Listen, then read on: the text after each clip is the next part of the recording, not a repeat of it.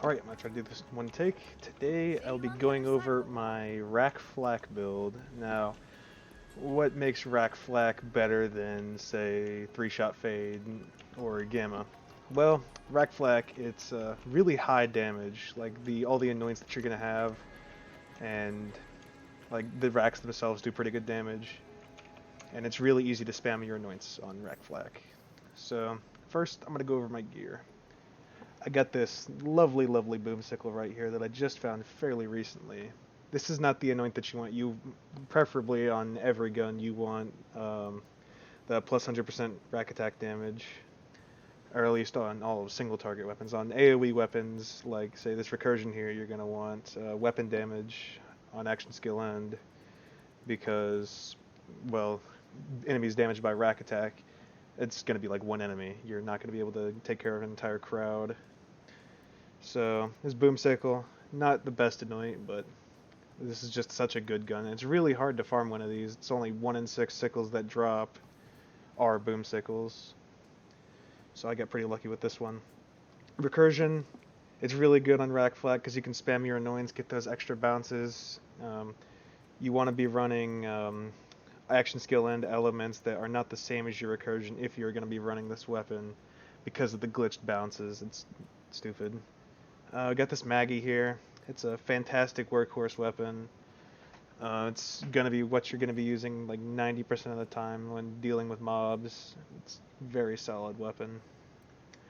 Krakatoa, I only have this equipped because I was farming Grave Ward fairly recently. This is pretty much the best weapon to kill flesh bosses with. It's so broken. It's just completely unnecessarily strong. Got the love drill in here. Similar purpose to the Maggie. It's one of the DLC weapons. I personally like it more than the Maggie right now. The only problem with it is the sight. It's really hard to shoot with this sight because of the diamond. It's kind of annoying, but it is what it is. Seventh Sense. This gun can't come anointed, and it comes with fixed parts, but it is one of the strongest guns I feel on Flak. It just does so much damage. It's just so good for dealing with mobs, bosses, pretty much everything. You're definitely going to want to pick one of these up, and it's really easy to get. You just have to do a quest line. Cutsman. This is the Wotan killer. Like, if you're going to be fighting Wotan, you need a Cutsman. Or a Lob, but we'll get to that in a little bit. I don't exactly have action skill and damage on either one of these because the level cap got increased fairly recently, so it is what it is. The action skill in next to mag anoint works fairly well. Not as well as I would have liked it to, but you know, you got to work with what you got. Brainstormer. This is your bread and butter. This is how you deal with crowds. This is how you shred Wotan's shield through the barrier. It is such a good weapon for Flak. It synergizes really well with head count, Megavore. It's just a phenomenal weapon. I have 3 of them. Well, this one's not really part of the build. I just picked this up for my Gamma Flak, but this is not the anoint that you want. You do not want the rack attack, 100% damage. You want damage on action skill end, consecutive hits, or next 2 mags. And I got this one next to mags. This is pretty nice for dealing with Wotan and all the armored enemies in that area. Anarchy. This is one of the new weapons with the DLC, and if you've been playing Borderlands at all, you have heard of the Anarchy. This is, by leaps and bounds, the best weapon in the game. And I heard Shadow Evil say it's bugged or something. I'm not exactly sure if they're going to fix that, but as it stands, get you one of these. It's not too hard to get it. They just world drop in the DLC. You want one of these. Lob. This is another gun that's really, really, really good for killing Wotan. The projectiles move really slow, and Wotan's a big target, so they just stay in there for quite a while and do a ton of damage.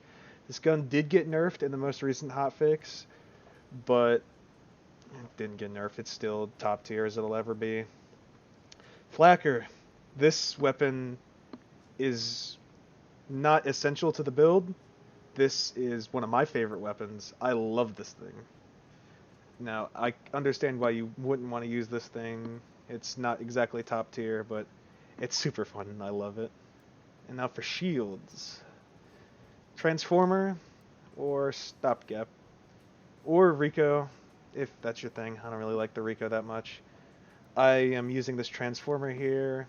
I have multiple ones, one with corrosive, one with shock damage and action skill end. It's just the best defensive shield in the game. It's time tested, proven. It's proven itself. Grenade. You can run pretty much anything. You can run the Piss Grenade. You can run the Hex. Right now I'm running a Cloning Maddening Tracker because I got lucky enough to get one to drop from a vending machine with the corrosive damage and action skill end anoint, and it's a really good grenade. It does a lot of damage. It can crit. It's just very solid. Very, very solid. For relics, I like my Snowdrift Auto Idol. Very good for dealing with Wotan with the Snowdrift and keeps you sustained because you're not very tanky with this build and your only healing really comes from your racks, so it's a good idea to run an Auto Idol. You want this with action skill cooldown rate. That's like primarily the stat you're looking for, and I have shock and corrosive damage because that's what I'm running on these two. Now for your comm, right here, this is what makes the Rakk build the Rakk build. The Rakk pack is a phenomenal comm for this build. It's what you're primarily going to be wanting to use. You want action skill cooldown rate. You want as many points in pack tactics as possible. I spent a lot of time farming during this event, and this is the best one I got. Jacob's Weapon crit damage, action skill cooldown. This is kind of a wasted stat, but it is what it is. There's also a few more weapons that I want to showcase that I don't really have on my person. Where is it? Stagecoach. You know this weapon. You love this weapon. It's the super shotgun. Everybody. It's the most workhorse shotgun in the game. It's very solid. All flak players love it. Unseen Threat. This is another new weapon with the DLC. And it is the best sniper in the game for flak. It shreds bosses, shreds Grave Ward, shreds Wotan, shreds the Valkyries. It's just a super good gun. You're also going to want weapon damage and action skill end on this thing because you're probably going to kill the enemy before the racks reach it. So might as well just run the weapon damage and action skill end. It's the most efficient. Skull Masher. It's another one of the best snipers in the game for flak. It's well, flak loves mashers and flak loves snipers, so just combine those. They do a little love dance, and then they make this beautiful, beautiful sniper. For most snipers, you're going to want weapon damage and action skill end, just because you're going to be using them from far away, and your racks aren't really going to be able to reach them in time to make good use of the rack anoint. Alright, those are all the guns I really want to go over for the time being, so let's go over the skill tree. Alright, so let's start with the orange tree. Obviously, since this is Rakk Flak, we are going to be running the Rakk Attack Rakk Attack action skill.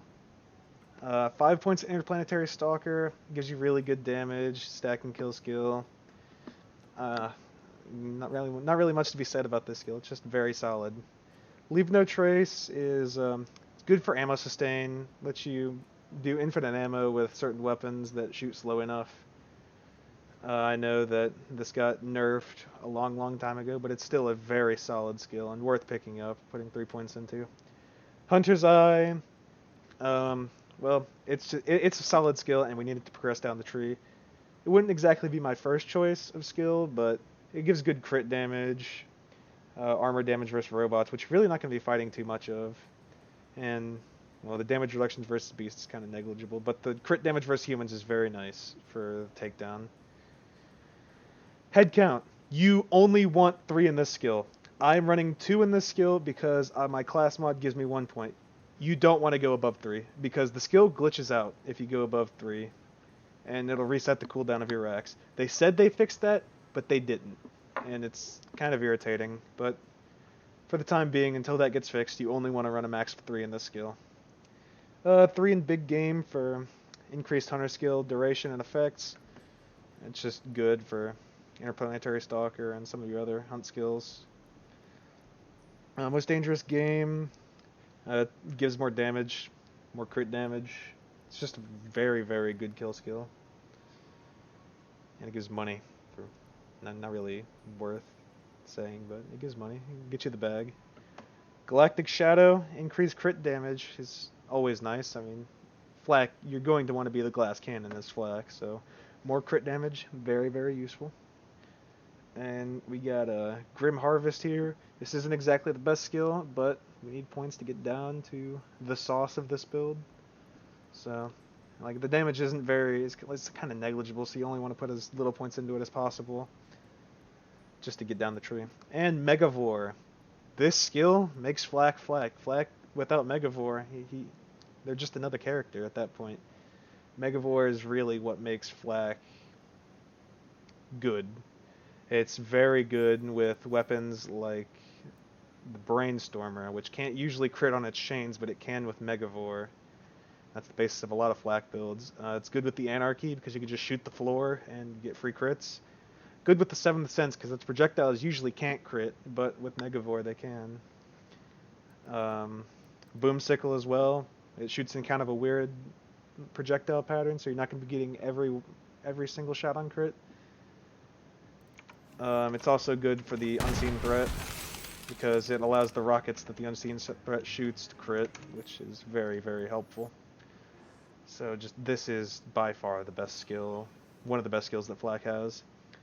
For the augments, for the Rakks, we're going to run Falconer's Feast for the healing and Flock and Load for even more Rakks. Both these synergize really well with the Rakk pack because the Rakk splitting means that you just get exponentially more Rakks, and more Rakks means more healing. You might be asking why we aren't running Scorcher, because a lot of people like running Scorcher. I'm not running Scorcher because I like running a lot of Jacob's weapons. I like running my Love Drill, my Boomsicle, which isn't a Jacob's, but it's non-elemental, and my Unseen Threat and Skull Masher, which I don't have on this character for some reason, and as well as the Stagecoach. I just like running Jacob's weapons. Jacob's is my favorite manufacturer in the game, so that's why I run Great Horn Skag here instead of Spider Ant Scorcher. For the blue tree, we're going to be picking 3 in this skill. Persistence Hunter, I think that's how you pronounce it. Action skill duration, gun damage. I don't really think the action skill duration affects the Rakks, but more gun damage is always nice, and we're picking up 2 here just to get down the tree. 5 in Who Rescued Who, because your pet really likes dying. Your pet really, really likes dying if you're not running Gamma, so you might as well use all that damage you're going to be getting from your annoyance and all the skills you're picking up to keep your little buddy alive. Frenzy. Frenzy is really nice. It gives you more damage, 40% more damage. It's very, very, very good, because the more damage, the merrier. Psycho Head and a Stick. Let your pet sprint around. It's a fun skill. Just picking it up because we have excess skill points with this build, because this capstone is really bad. 5 in Barbaric Yop. This skill is slept on, or was slept on at launch. People realize now how good the skill is. It gives you so much more damage on your pets. It's not even funny. Like, this skill gives Flak so much damage that you can't pass this up. Pack Tactics, more damage, more max HP. You're mostly getting it for the damage, but it never hurts to get some more HP, because you are very squishy. And for the last skill, I'm running 5 in Furious Attack. Now you might be asking why we don't run Second Intention, and that's because I just like dealing damage. It's kind of a personal preference thing, whether you put your points either here in Second Intention. Don't put your points here, this skill is very bad. But yeah, I like putting my points in Furious Attack because more damage, more handling. Can't really go wrong with that. So that's just about everything that I really wanted to cover for this Flak build. If you have any questions, post them in the comments, and I'll try my best to respond to all of them. Thank you for watching, and I might post more, depending on how well this video does, but yeah, peace out.